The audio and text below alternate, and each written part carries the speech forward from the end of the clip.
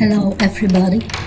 I am electrosensitive person and like to tell you about EHS.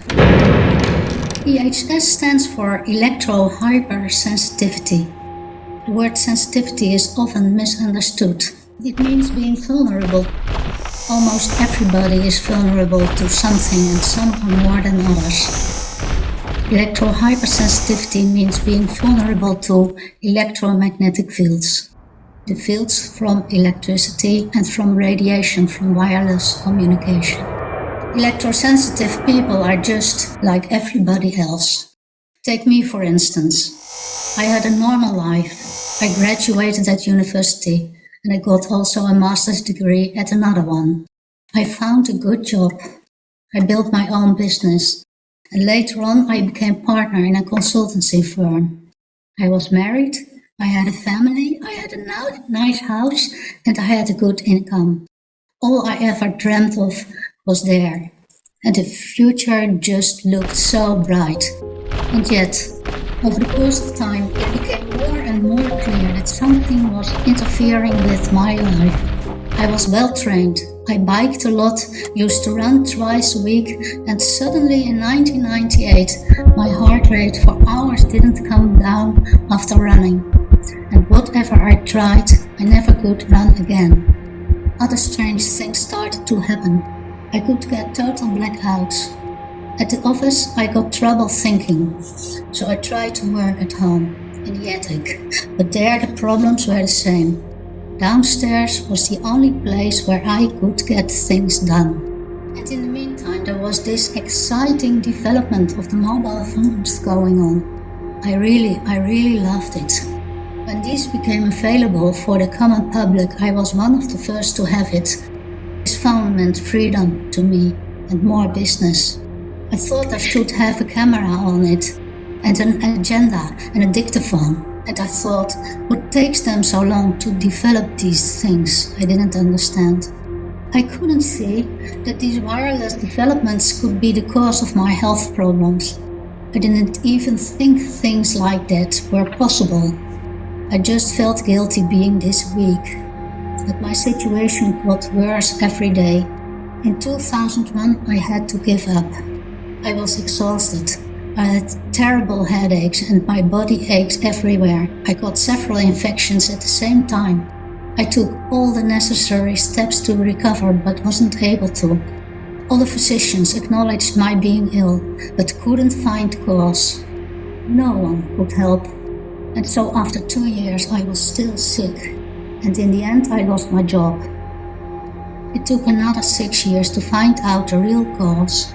At that time I was terribly ill. I was dizzy all the time. I had a swollen face. I was in constant pain, and when taking walks often my blood sugar level got too low. I could no longer take in any information. I couldn't bear noise nor light. I always at the same step on the stairs, my legs seemed to refuse to bear me. And there was no place in the house left where it felt right anymore. I had my bed moved downstairs and it stayed there, because it felt there was the best place to be. Then, 2 things happened that led me to the cause. One day I took place behind the computer and my heart instantly started pounding hard. I couldn't stay there. I had to move away. Another time I turned on the light during the night, but I experienced such extreme pain that I had to turn it off. Just then I knew. It all had to do with electricity. Measurements proved I had found the best place in the house where the levels of radiation and fields from electricity were the lowest. The electricity got turned off. A cage of Faraday was built around my bed, and in that cage I finally was able to sleep again. They told me I'm EHS, and I didn't want that to be. I thought it was crazy. Well, maybe that it could be true for electricity, but radiation? No, never. But they proved living without wireless tools did help, as did the shielding of the house. And I noticed I couldn't be near antennas. Now I knew where they were. Since then, I always have to stay out of the fields. over and over again, being in the radiation brings on symptoms again. As being an electrosensitive, I have to accept the constraints coming with it. What are those constraints? Well, I have to stay in the safe parts of my shielded house, and I can't use much electricity. I can be in the woods and in the dunes, where are no antennas, but further I can't go anywhere. I can't go by train nor plane. I can't take part in all kinds of activities. I can't go to church. I can't go to council meetings. I can't shop. I can't go see my friends nor family. And I hope I never have to be in hospital. I just can stay nowhere outside my house without getting sick. And I'm sure this is true for every person with EHS.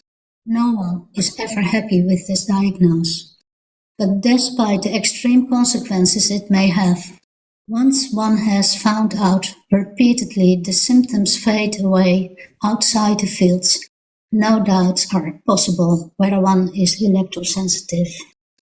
And that's why I think it's absolutely necessary for society to take into account the needs of the electrosensitive people.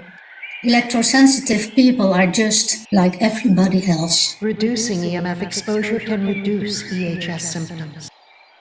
More white zones, areas without any cell services, are needed, as well as more low EMF workplaces. 21st century guidelines for tackling both biological and thermal impacts of EMFs are long overdue. Thank you.